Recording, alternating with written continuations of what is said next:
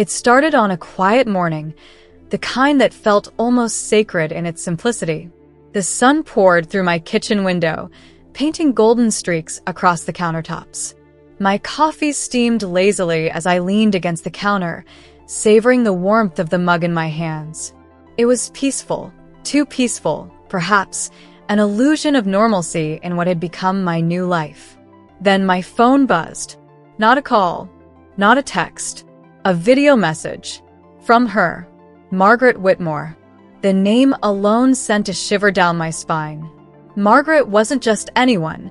She was my mother's oldest friend, the woman who had been more than an aunt to me growing up. She brought soup when I was sick and always called me the brave one, even when I didn't feel it. Her presence in my childhood was constant, comforting. But that changed 4 years ago, the day I vanished. I hadn't heard from her since then. Not a single word. And now, out of nowhere, this message? My fingers hovered over the screen before finally tapping play.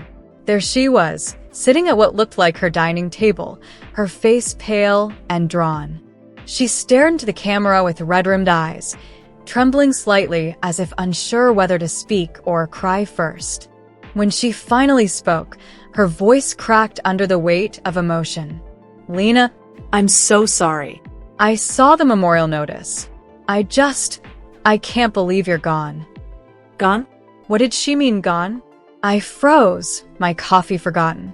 My pulse quickened as I replayed the clip, hoping desperately that I'd misunderstood. But there it was again, clear as day. "You're gone." She continued talking, her words spilling out in fragments. "Your parents, they held a service for you. At St. Marlowe's Church. Oh, Lena, why didn't you tell anyone? Why didn't you come back?" Come back? Back from where? Before I could process any of it, she switched the camera view. Suddenly, I wasn't looking at Margaret anymore. Instead, I was staring at St. Marlowe's Church, the same church where I used to sing in the choir as a child, where I'd blown out birthday candles during summer festivals.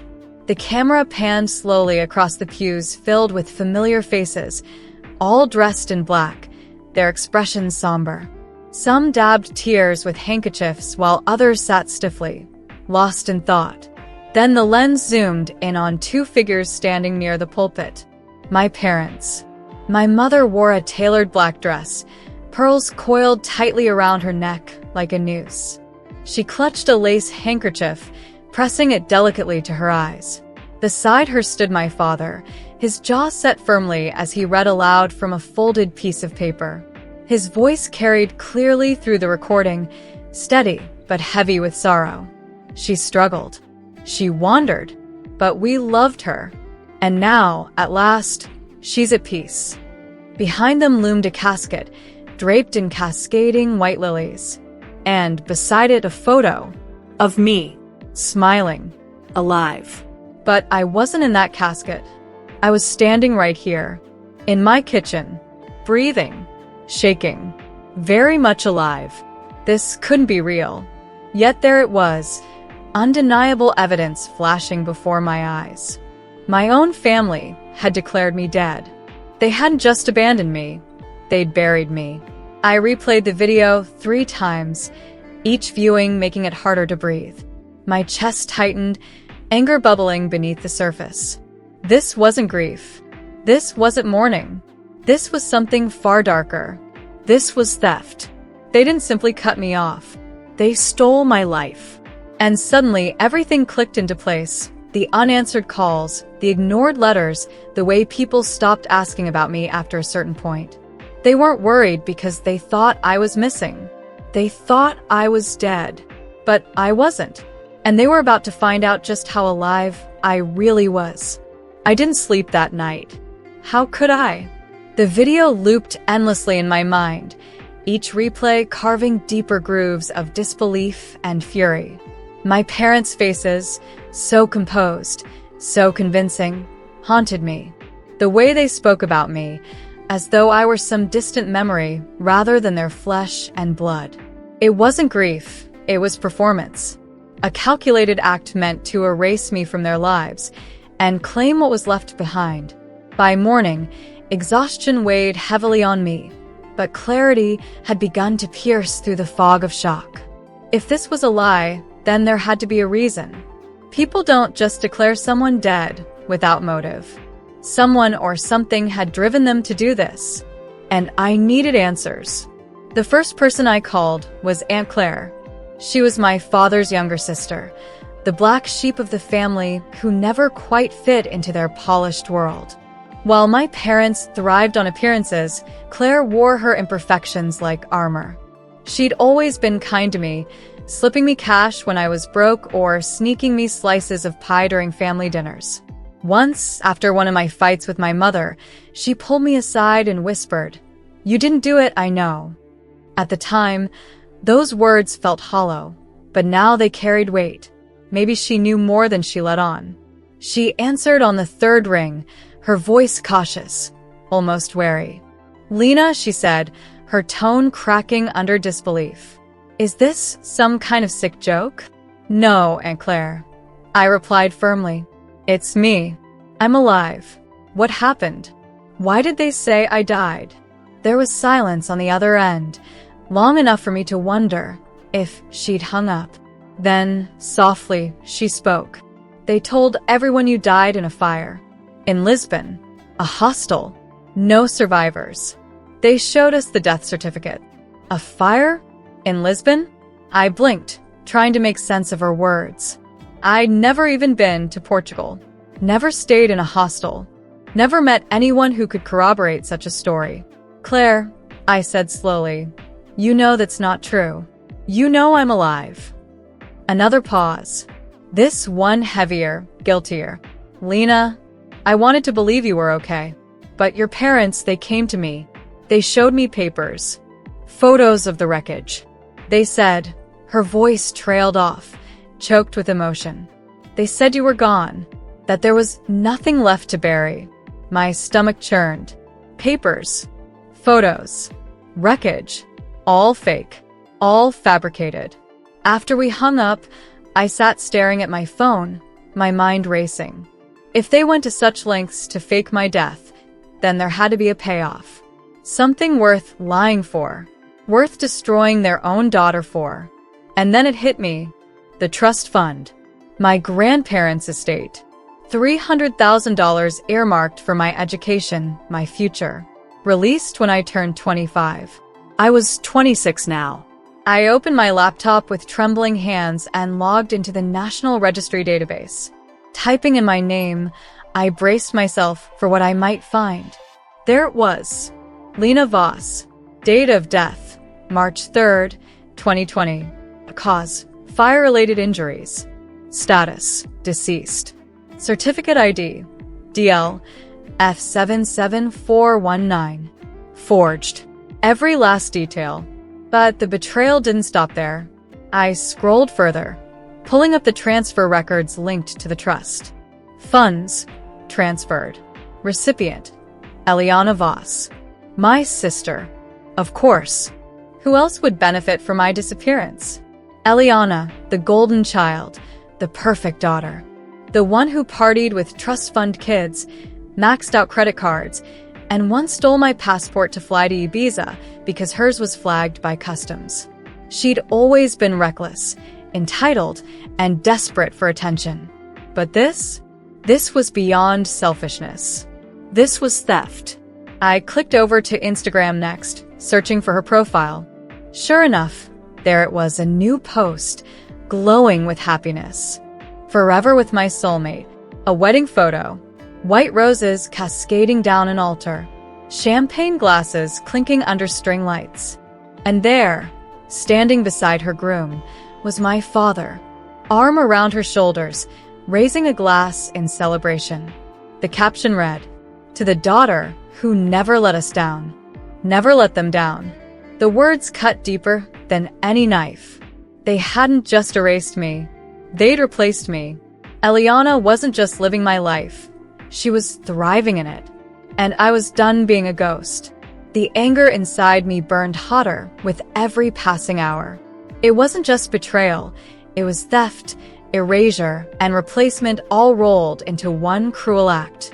My parents had taken everything from me, my identity, my future, even the memories of who I used to be. And now, they were celebrating their perfect daughter, while mourning the one they discarded. But I wasn't going to let them get away with it. Not anymore. The next morning, I walked into a law office downtown. Javier Reyes was known for handling messy cases, fraud, inheritance disputes, custody battles. He was sharp, relentless, and unafraid to take on powerful opponents. Exactly what I needed. When I stepped into his office, he looked up from a stack of papers, raising an eyebrow at my appearance. I hadn't slept much the night before, but I made sure to look put together. Hair tied back, no-nonsense blazer, folder in hand filled with proof of my existence. "You're challenging your death?" he asked skeptically after I explained why I was there. I slid the forged death certificate across his desk, along with copies of my passport, tax returns, lease agreements, flight records, and bank statements. Proof that I was alive, breathing, and very real. "I'm not dead," I said firmly, "but I will haunt them if I have to." Javier studied the documents, his expression shifting from disbelief to intrigue. Finally, he smirked. "Let's file for fraud and get you legally undead." It was a start, but I didn't have time to wait for courts and paperwork.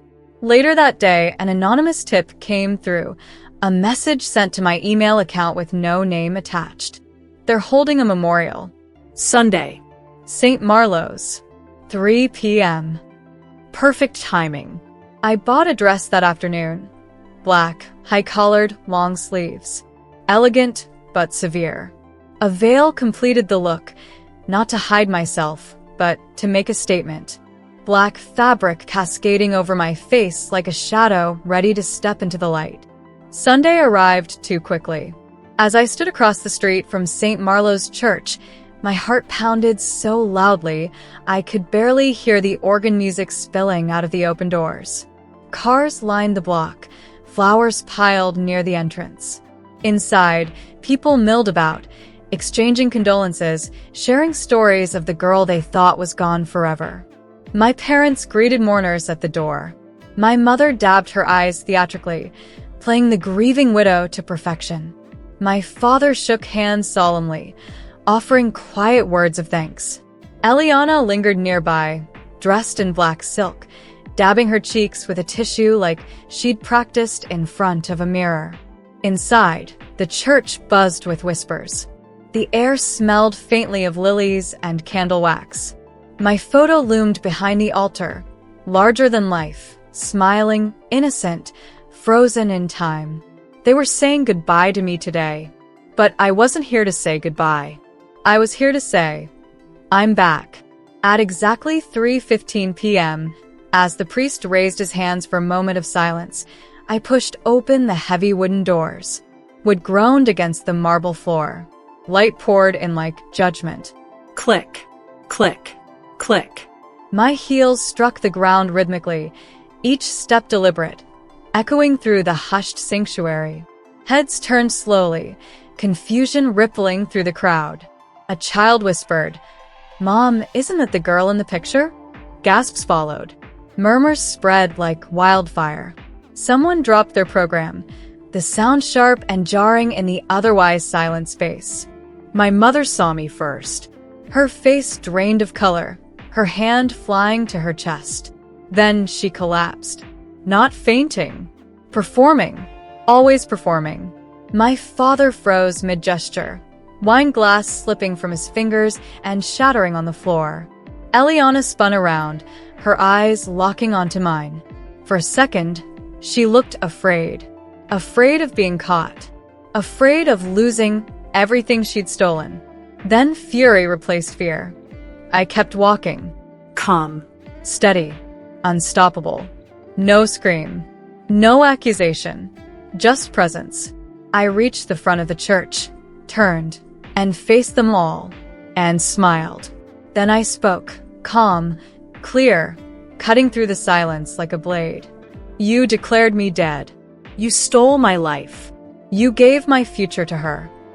I pointed directly at Eliana, whose face twisted in rage and panic. But I didn't burn in Lisbon. I didn't die in silence. I lived. I worked. I survived. And now, I pulled out the folder containing my proof, the forged certificate, the transfer records, the legal filings, and held it up for everyone to see. Now I have proof, and the world is going to see it. In the back of the church, someone lifted their phone, recording the scene. A red blinked on the screen. Good. Let them film. Let the lies burn. I turned to my parents, meeting their stunned, guilty faces. You didn't lose a daughter. You chose to lose one. And today, you're learning what it means to have her come back. I didn't wait for tears or apologies. I turned on my heel and walked out, leaving chaos in my wake. Behind me, the church erupted into shouts and cries. But I didn't look back. Outside, the bells began to ring. Funeral bells. Only this time, they weren't for me. They were for the lie. The days that followed felt surreal, like living inside a storm where every gust of wind brought both destruction and clarity. After walking out of St. Marlo's Church, I didn't stop moving. I went straight to Javier Reyes' office, folder in hand, ready to turn the fragile house of lies my family had built into rubble. Javier wasted no time.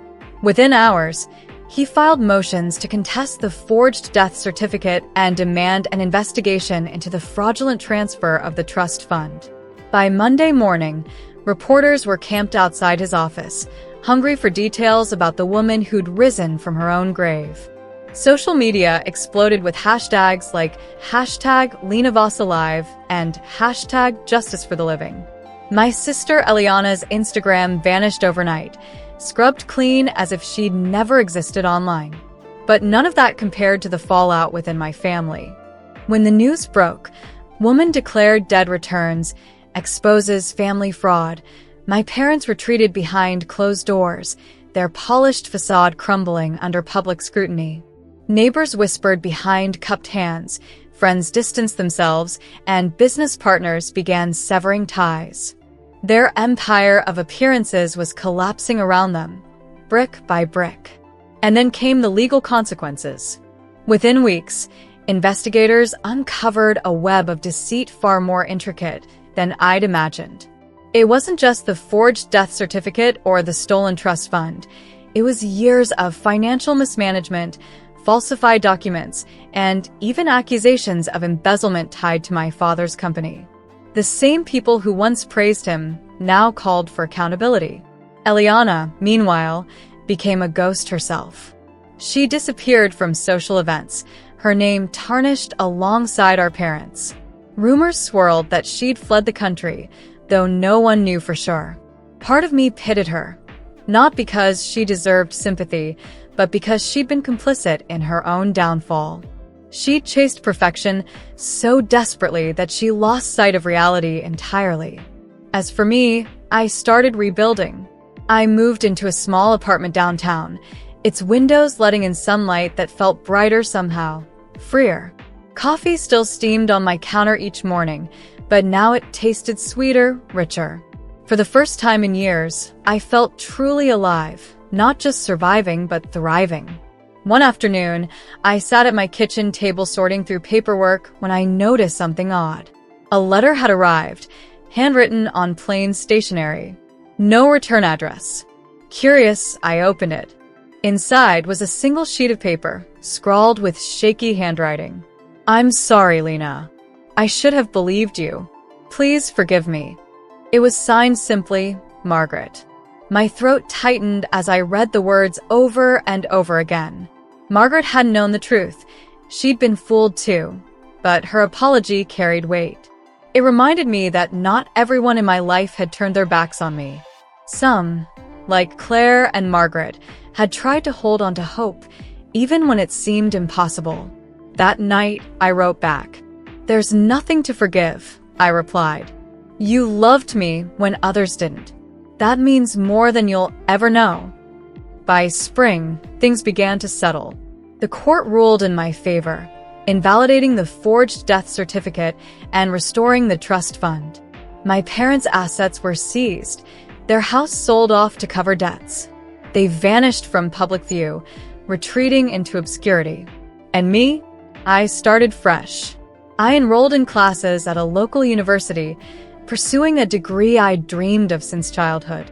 I reconnected with old friends who reached out after the scandal broke, surprised but supportive. Life wasn't perfect, it never would be, but it was mine again. On quiet mornings, I'd sit by the window with my coffee, watching the city wake up. Sometimes, I'd think about the memorial service, the way the church bells rang as I walked away. Those bells weren't just marking the end of a lie, they were signaling the beginning of something new. A second chance, a rebirth. Because sometimes, the only way to be reborn is to rise from your own grave. They thought I was gone. But the truth? It doesn't stay buried. And this time, I wasn't coming back for forgiveness. I was coming back for everything they took.